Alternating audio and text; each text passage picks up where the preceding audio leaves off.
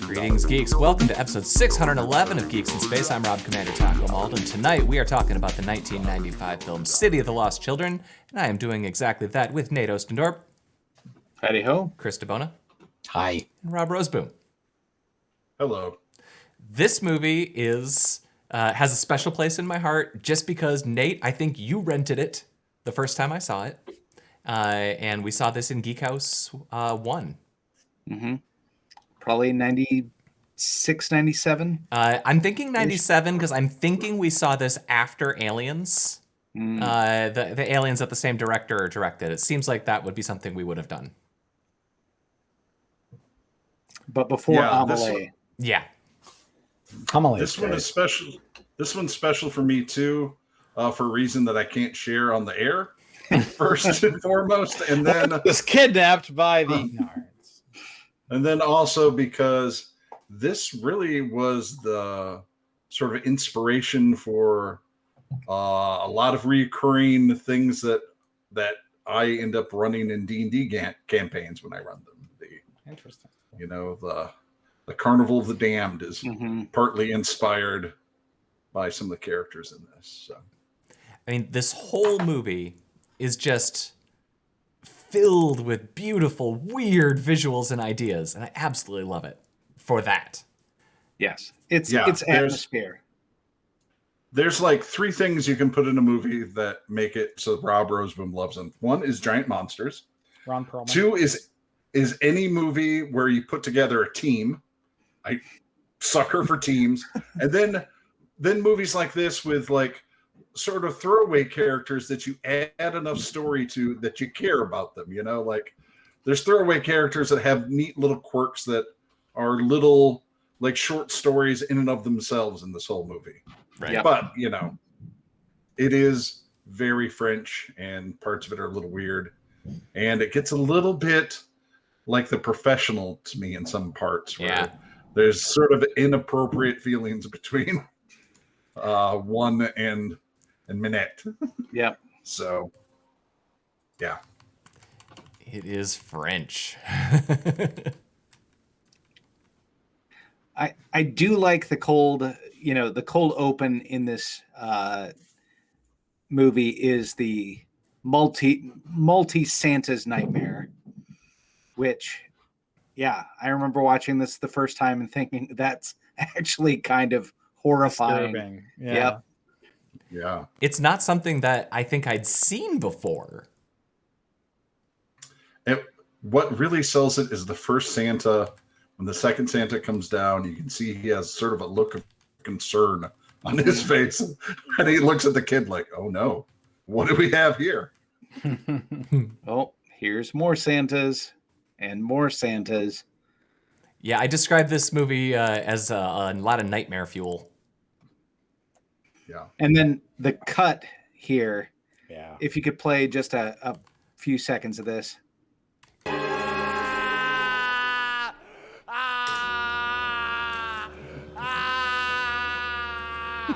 And like we, in that like 5 seconds, like you're out of Santa land, you're in some sort of weird steampunk lab, and they've got what in 1995 was considered pretty good, digital compositing of the clones. Yeah, Orphan Black before Orphan Black. Mm-hmm. And I don't know, was Dominique Pignon also in Amelie? I think he's been in every Jean-Pierre Jeunet movie.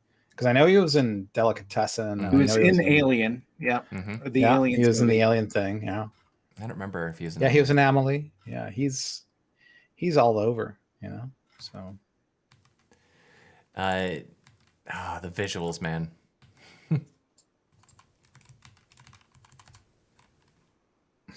Irwin. So, actually, go back just a few seconds, would you? You want it to run? To the brain. Yeah, Irwin. Oh, Irwin? Irwin, yeah. Is Irwin back or forward? I think Irwin might have. Come on, there we go. Anyway, there we go.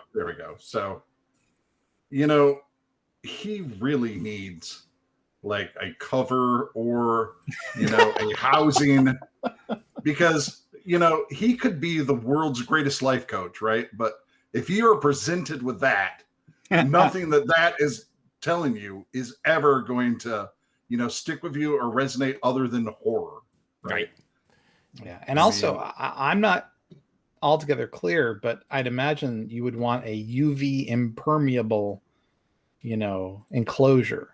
And otherwise it's going to hurt the brain, right? You'll get like sunburn of the brain, and all the algae that it's floating in would die. And yeah. So maybe that's why this movie has no blue. Maybe that he's that's the spectrum that he's vulnerable to.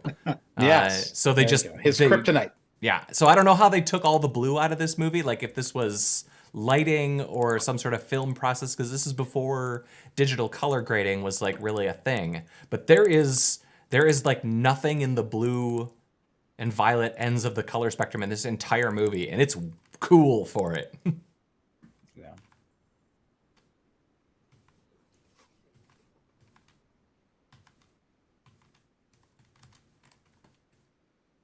Oh, here's the title card. That's why I marked that one. The thing I would love if you would go to 456, because it's worth pointing out who did the costumes and why they feel so familiar. Oh, I know. Same person who did the Fifth Element. Of You know, Nice. just, you know, this remarkable work. Like, so on the left there, the guy wearing that sort of puffy jacket, that's like straight out of the Fifth Element, straight out of Gaultier's aesthetic. So I was glad that everybody put notes in about the eye. that's I actually looked it up. The origin of the term steampunk is like 1987. But for me, this might be the most steampunk thing I've ever seen. I think the mechanism is from like a Rolleiflex or from a Kodak, you know, medium format camera from the 50s. You know, I mean, it's really something else, you know. Yeah. When I saw this and I saw them like moving like this, you know, boom, boom, boom. I saw the original aliens in the beginning of the Fifth Element, you know, Those weird and the weird round ones, the with flat circle you know? things. Yeah, like robots, but not quite. And yeah, so but I was like, that's Gaultier right there. They do a lot. I mean, with the fashion and everything, like you're saying. I mean, like his sweater. I mean, it's even incorporated into the plot. Yeah. Yeah, I had forgotten about the Cult of the Blind. Yeah. Being in this movie. It's kind of a cool idea. Mm-hmm. We're gonna see the leader in a little bit, but I think they could make it in 2021. I think they would get a good audience. Yeah, so the other thing I wanted to point out here is that Ron Perlman is an absolute unit in this show. And just like, and he manages to hide like 100,000, you know, euros or dollars or francs or whatever under his butt, and nobody even notices. It's like, I mean, I love Ron Perlman to death, and this movie was just like, you know, choice classic Ron Perlman. All right. Yeah, for me, I'd argue because Hellboy is just that's peak for me. But yeah, I get that. It's hard to see him underneath all that crap on him. Mm-hmm. And it's hard for me to see him here because he's talking French. Yeah. It's talking French like a 4-year-old. Yeah. Like, little brother. Little brother.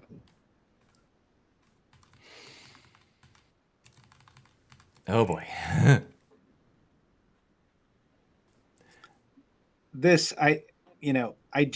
You get some good shots here of like all of the steampunk sort of craft and Irving's design, all of the gears. They have some shots of like his, sort of leg mechanism working.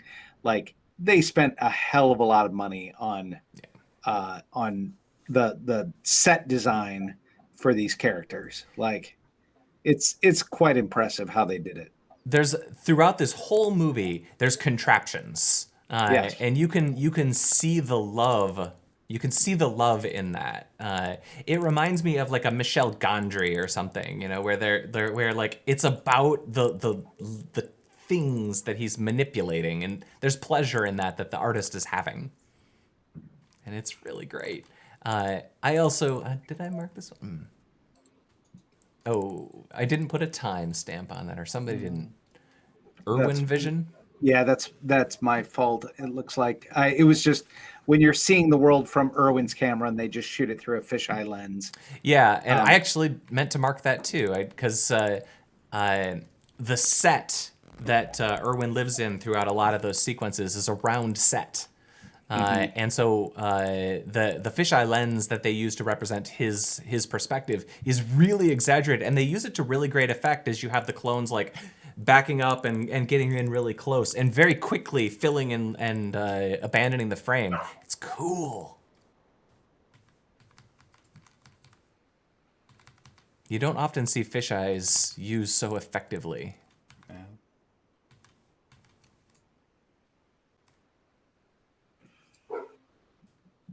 There you go. We've talked about that.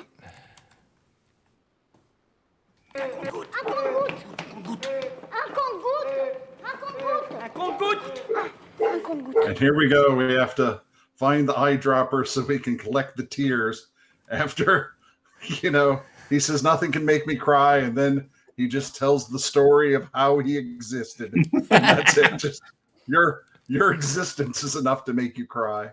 And there they collect it. Poor Kronk. Tears are a big thing in this this movie too. Here we go. This is the shot that that has all the weird fisheye. This is a good Irwin Vision. Yeah, it is. In fact, this was where I had my note that I already discussed. But I mean, like, this is cool. You have a weird dude's face made weirder by the lens distortion. It's groovy. I have to tell you though, at this point in the rewatch, I was starting to get a little tired of it all. It was a lot, and you just keep on getting more as the film goes on. I think that, because I went into this like, oh, City Lost Children, what a movie. I can't wait to rewatch this. And I'm watching, I'm like going, well, this is really indulgent, So anyways. Oh, for sure. For sure. I mean, in a lot of ways, the party pooper here. It's just, it was hard. This is one of the throwaway characters with sort of a story to him that I love, because here he is. He's basically eating this meat in front of a dog that's hungry, and then a few minutes later, you see that the dog's collar and the basket where food is held is connected. So anytime the dog gets near the basket, it rises up so it can't eat, and he is so happy just eating that in front of that hungry dog. He's great. Look at that look. He's a bastard. I hated this guy after that scene. Fuck you, dog. Yeah. You should let the basket getting pulled play. It's just like the heartbreak of that poor dog. I don't think it's in that sequence. Oh, well, But yeah, the again, contraption. And the thing that I love is, he's done that like 100 times. 1,000,000 times. That's his hobby.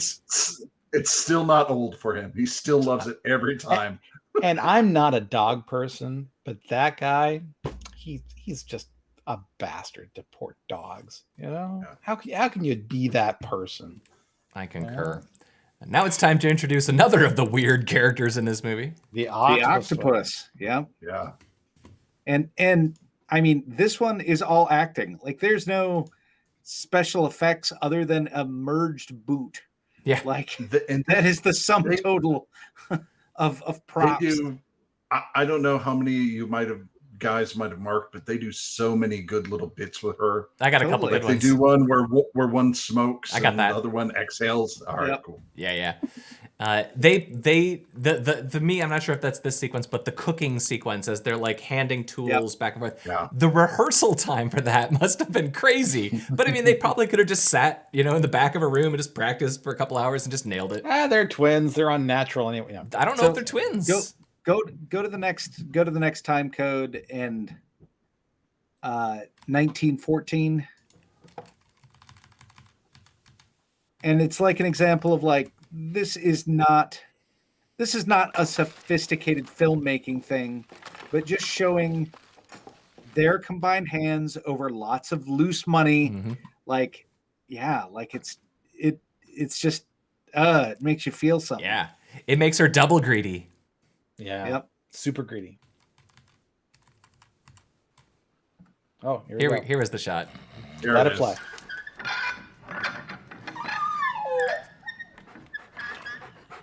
Puppy. That poor guy, that poor dog. Poor dog. Okay, so if you can hit the still on this one, stop. Okay, so this is a Laguille knife. This is the classic French pocket knife. It's the one with the little B on it on the end. So yeah, I just thought it was like, wow, you found the most French knife possible. So That's the byline for this movie. The most French possible. the Yeah. most French possible. Oh, and I love the next scene that we've got listed. It's so neat. So what they've done is they've put a magnet on the back of a mouse's tail. They've pushed the key through the lock onto the floor. They sent the mouse over there with some cheese, so he would hang around and munch on some cheese shavings. And then they send the cat through, and the mouse is like, "I'm out," and he goes back to them carrying the key. It was just fantastic. Yeah. It's the worst possible way to do that, and also the most awesome. Right. I mean, they didn't do the paper thing. I remember thinking when I first saw this, I was like, well, they're just going to slide a piece of paper under there and, knock it on the paper. But no, they went full French. They had cheese. They had a cat. They had ratatouille before ratatouille. I mean, it's a contraption, right? Like it's a contraption. Yeah. Rube Goldberg, man, they're playing a game of Mousetrap. Yeah. This shot again. This movie. So funny. Whenever an easy thing could be done, they do the weirder one. He waits for the guy to fall and uses him as a bridge. What? And the guy's just laying there. Mm-hmm. It's utter nonsense, and it's glorious. That's fantastic.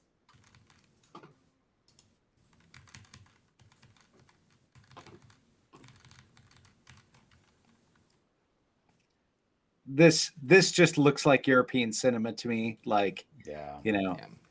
Two people talking on a staircase over a foggy, foggy canal. They got Yeah, a this lot is of miles definitely- out of this set. Yeah. Yeah. Did you ever see This Delicatessen? definitely. So Delicatessen was Jean-Pierre Gene's other movie, that had most of the same people in it. And it's basically entirely fog-bound. Yep. The entire movie, So anyways, you were saying, Zen? I apologize. This is the part of the movie where you start getting the sort of professional vibe. Yep. Yeah. Right. A little bit of creepy. Or Leon, as it's called over there. Mm-hmm. Yes, in France. The second most French movie now. It's not French. No, it's. Yeah, here we go. Déchiré. Et des corbeaux, ils vous crèveront les yeux. C'est toujours les meilleurs qui veulent partir. C'est pas la première fois que ça arrive. That's some good business. Mm-hmm.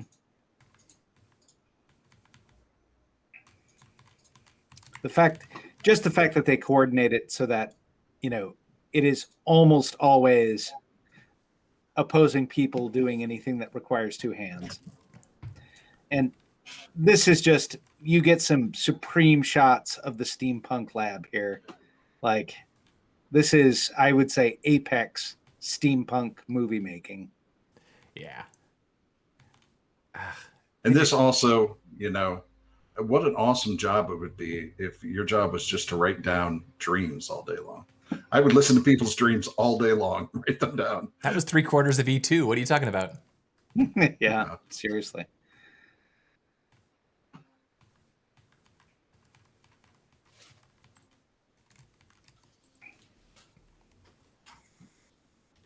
Here we go.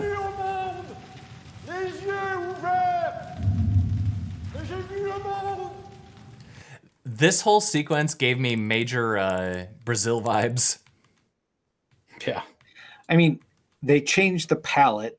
Like, everything is red and black. They, it feels like religious fascism. Like, I don't know. I think they do a good job. The like, sitting up again on these high risers,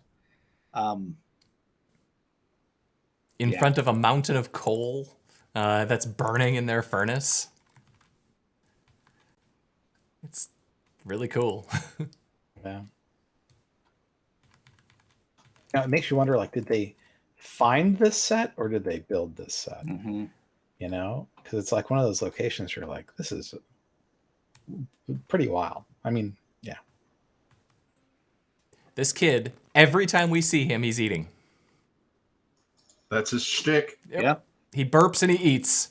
His nutritive urges. And he bites people too. Yep. That's just because he wants to eat them. I do like what they're trading for. Like if you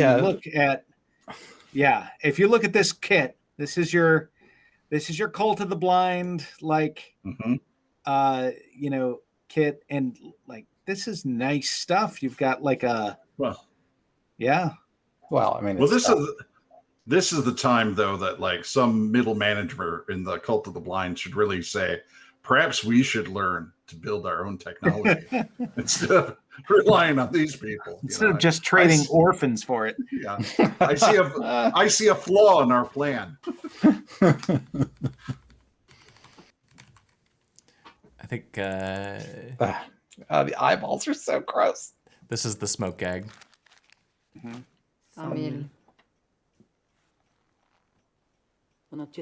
Did I overshoot it? I don't know. I mean, well, now I feel like I have to catch it. You got to find it. Yeah, there it is. There it is. In one side, out the other. I do think it's a little douchey that she blew it right back in the other one's face. Like, you could have just gone the other way. Well, she's not the smoker, so. Oh. They're not good people, Rob. Oh. Yeah. Fair enough.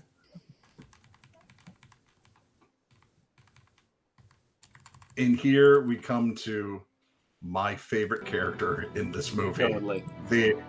The opium-addicted, mind-control, flea circus assassin. If this is not a Dungeons & Dragons character, there never was one in a movie ever. Right? This guy is fantastic. Also, the fleas, I mean, for 1995 CGI, thumbs up, man. Pretty nice. No. They have the advantage of being their limbs don't flex like humans, so they play to the era of animation. Skeletal animation, primitive skeletal animation is what you got, and this works here. Yeah.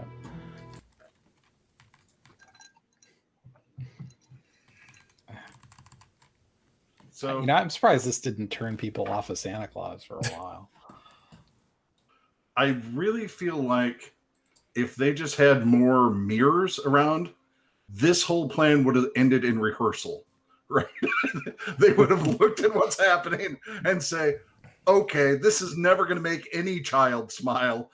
This is counterproductive. I brought you toys.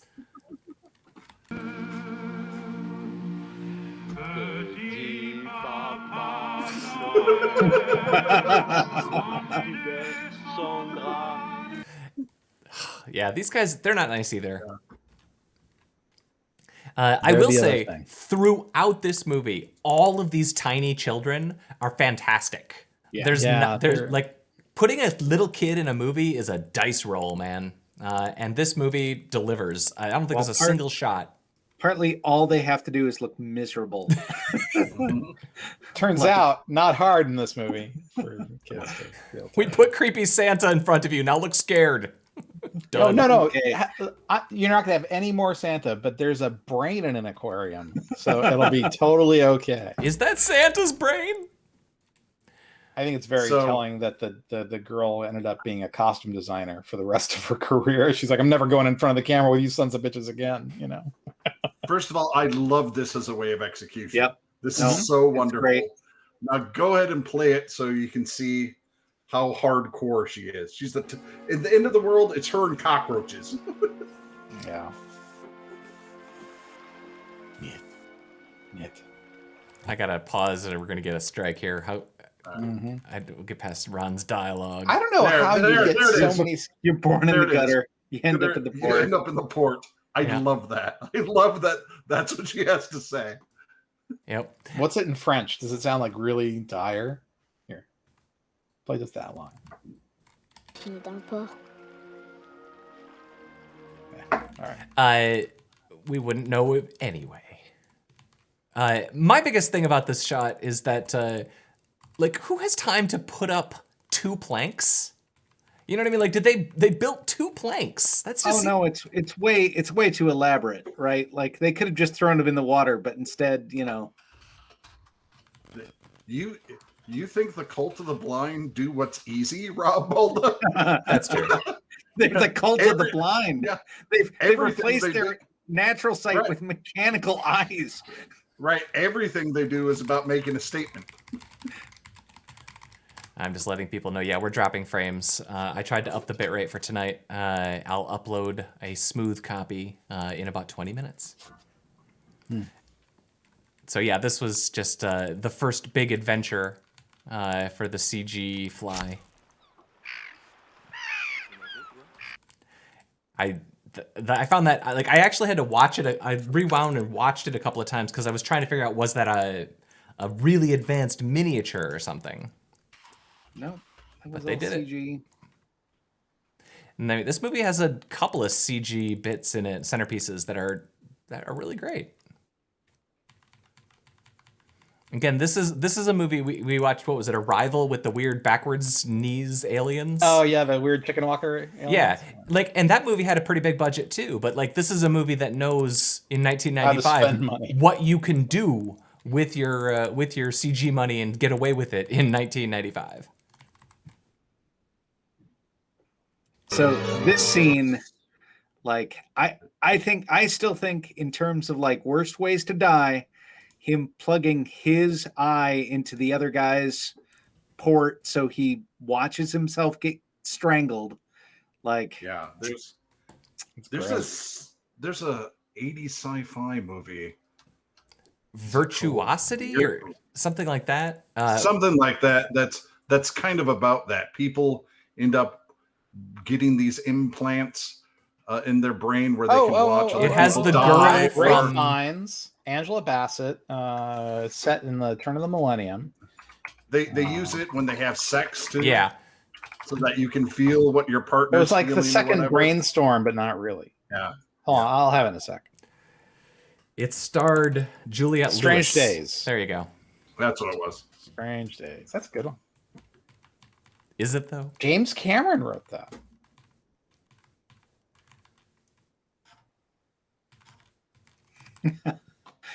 I like that she's tagged. Yeah. And here we go when you realize the original is actually just the master of the swap meet. That all he does all day long is collect garbage and, drowning people. The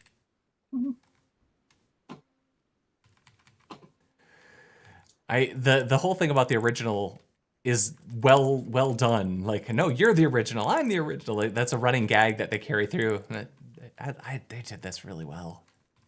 Before the Mahler twins were even invented. Yeah, I was going to say, and they use an invincible. Duplicate. I love duplicate. Oh, I could. I love that he is completely uninterested in the prostitute they get for him. Whatever. It's just like, whatever. I just want booze. I lost little brother.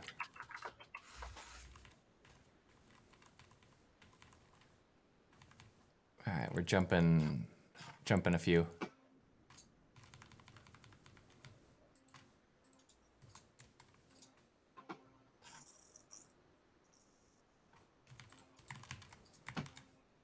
This is the CG dream smoke or whatever it is.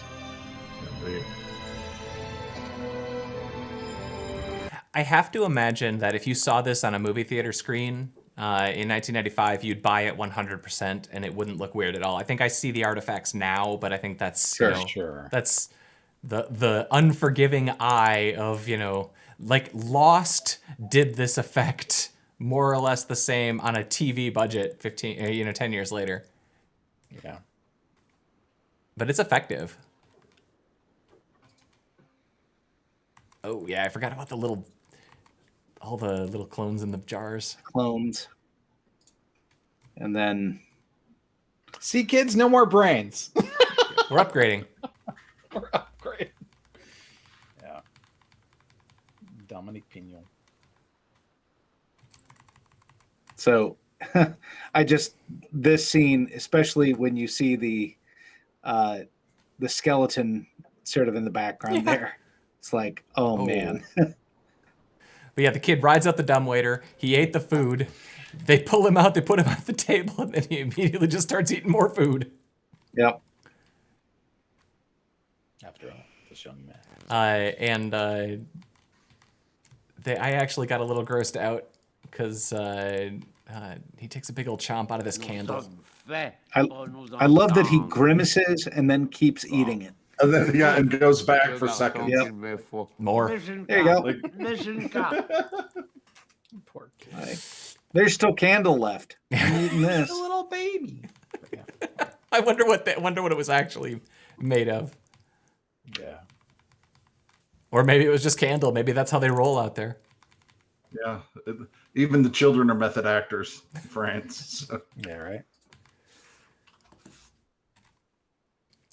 This is the sequence now where Ron Perlman is being mind controlled by the guy. He attacks the girl, and once again, just like in Indiana Jones a few weeks ago, when Harrison Ford gets possessed by the monsters and fights the kid, it turns out that is a weird trigger that I have when the protagonist is mind controlled and attacks the kid. Like, that is a trope that I have a really hard time. Like, oh no.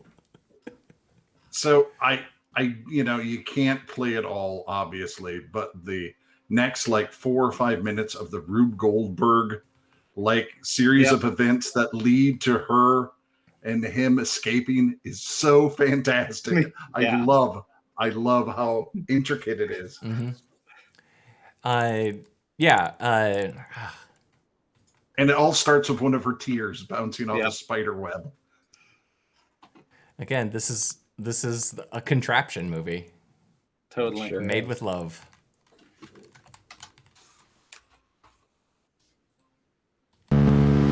This scene here, I just always remember, if you can,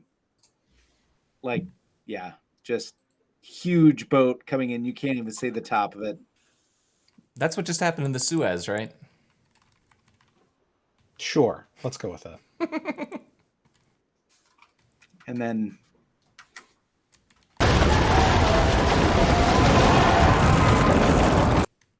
the sort of final scene of this sequence. And it goes on for a minute. Yeah. There's a minute where this thing is plowing really through the dock, and then play just 5 seconds of this. Oh, I gotta keep going. The next timer is. Oh no! It's this is.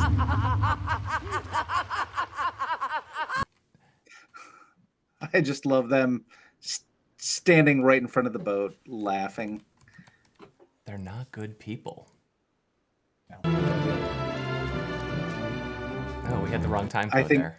I think I missed a minute there. That's all right. It should have been 1:21.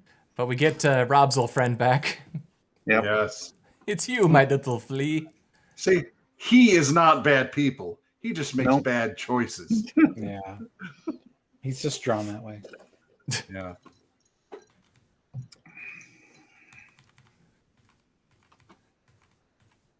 So now we get the string thing, which is really well done. Call back to the mouse trip. Yeah. And given the fashion roots in this, I just like that by the end, he's just basically wearing shoulder pads. And the stairs that are hooked up to an organ. When someone's breaking in. That's great. That is awesome. Way more intricate than you would ever really do. It's cool. I love their surveillance system. Yep, there it is. So you have organ stops. Organ stops for the surveillance system. The surveillance system, because it's all mirrors. It's just a tube with mirrors. Yeah. That's how you do It's it. just a series of tubes.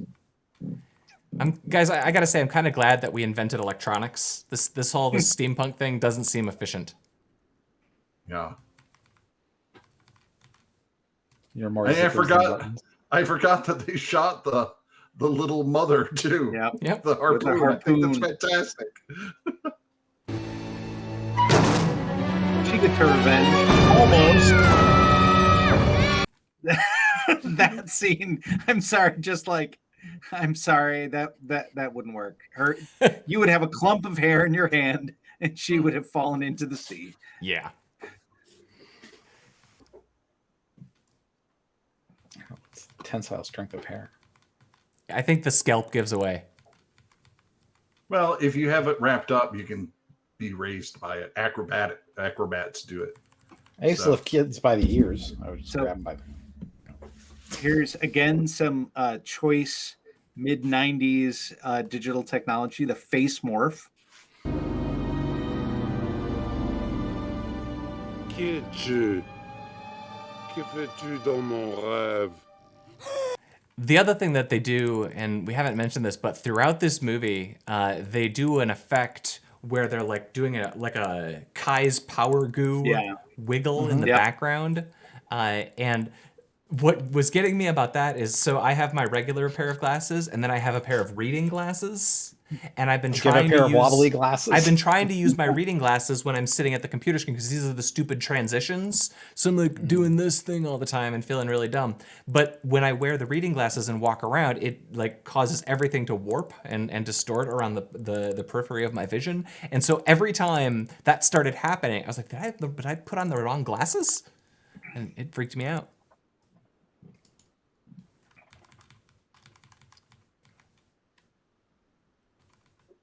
Oh yeah, they do the aging flip flop. Benjamin Button thing. Yeah, they do. They have a number of actors along the way to minimize the total amount of morphing, and I appreciate that. Yeah.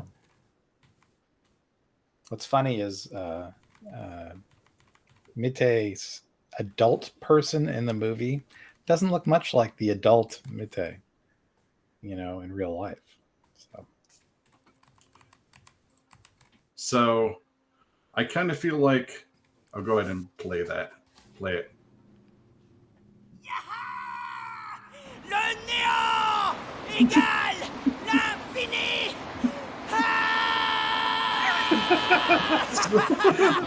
That guy's my spirit animal.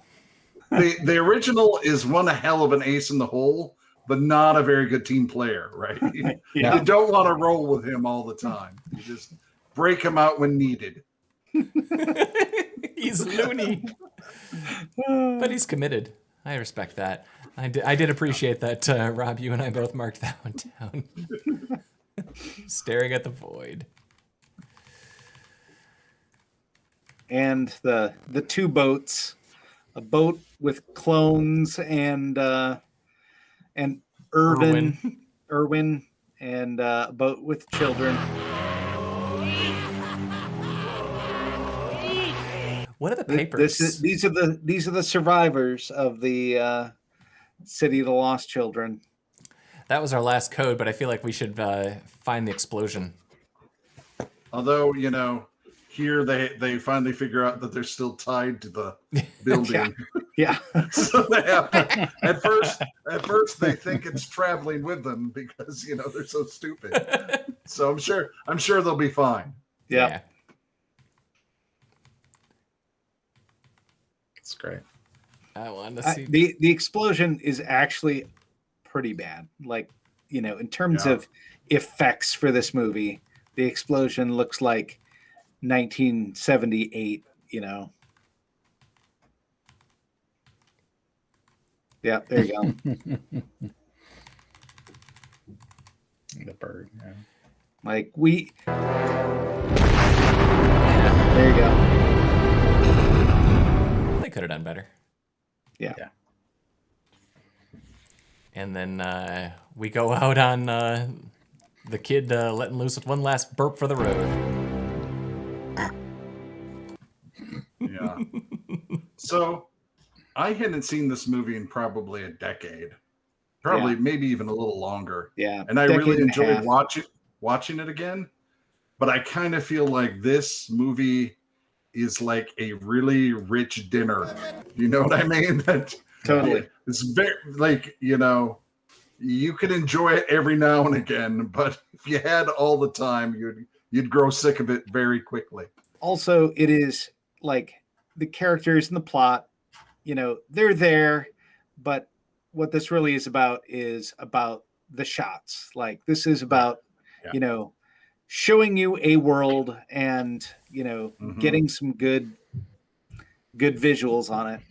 This is very much a movie where if this was on the screensaver channel and whatever music you were listening to was just like loosely synced up to this somehow, like any 3 minutes of this movie is interesting to look at while you're listening to a soundtrack or something. The story's weird. It's I don't know if I feel like this one holds up for story, but I'll watch it. I would love to see this recut, as like video fodder. Because there's just so much good stuff. I kind of feel this is just a fairy tale, right? Yeah. And so the story sucks, just like every fairy tale story sucks because it's just rehashed 1,000 times through different cultures. It just, I mean, isn't Hellboy just this? No, okay, all right, sorry. That's just the remake of this. Yeah, it's weird. Whose turn is it next? It's Chris's. Oh no! How many movies with radio telescopes are left? Oh, so many. There's 27. He's got a list. Well, I mean, I could. Yeah, I mean, do you want me to go straight for The Dish with Sam Neill? Or no. We haven't watched Contact yet. Come on. That's a straight up good movie, though. Yeah, it's a straight up good movie. So I was thinking about Joe versus the Volcano, and I was thinking about Inner Space, and I was like, and then Rob in the beginning of the broadcast, or whatever we call these things, said that he loves a movie where a team comes together. And my favorite team coming together movie with William H. Macy and Jeffrey Rush and Eddie Izzard and Tom Waits and Janine Garofalo and Hank Azaria is Mystery Men. And we are going to watch Mystery Men because it's fantastic. Except for the spleen. The spleen's a bit much. But like The Invisible Boy. When was the last time you watched Mystery Men, Chris? It's been about 2 years. Oh, only 2? All right. I watched it about. Let me tell you. I watched it about 2 months ago, so I'm curious what. It's still great, I'm sure. Let me tell you. I shovel. I shovel well. I shovel well. I mean, he was Frozone before Frozone. For sure. His interactions with his wife. I mean, it's just. This will probably be like the most blatant comedy I think we've done in a long time. I mean, Revenge of the Nerds isn't a comedy. That's true, but Revenge of the Nerds, this is weird. It's really a hero story. Yeah, no, it's a coming of age story. No, that's coming of age. Yeah, it's part of Joseph Campbell. Versus the Volcano. The Circle. That's right. Heart of Darkness. It's all based on Dan Harmon's story circles. Yeah. All right. Well, gentlemen, I guess I'll try to upload a copy of this that is not dropping 66% of frames because thanks, Internet. Thanks, Comcast. Thanks, Internet. But also, thanks, Nate Ostendorp. See you later. Chris DeBona. Thank you. Rob Roseboom. Good evening. I was Rob Commander Taco Maldo. We'll see you Friday for the news.